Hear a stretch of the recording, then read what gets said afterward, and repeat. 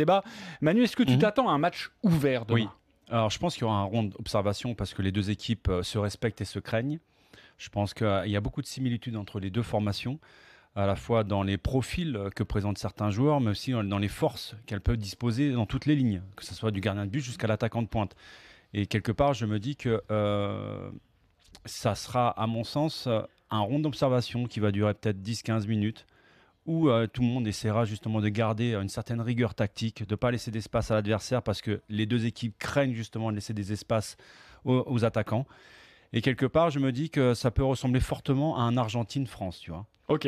Il suffit que d'un seul coup, le match soit débridé par l'ouverture d'un score ou même des actions chaudes et d'un seul coup, qu'il y Ça ait un bascule. vent de folie parce que ces deux équipes, et notamment plus du côté de la Belgique, nous habituent souvent à des scénarios, mais ça peut vraiment partir dans tous les sens à n'importe quel moment.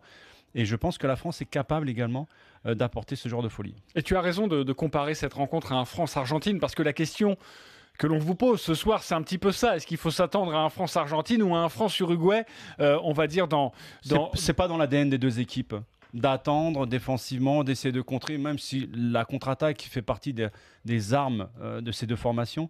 Je vois pas, qu'en regardant le profil et la personnalité des joueurs en présence sur le terrain, attendre derrière en essayant de contrer, en mettant un bus. Je pense sincèrement que les joueurs auront à cœur de jouer cette demi-finale.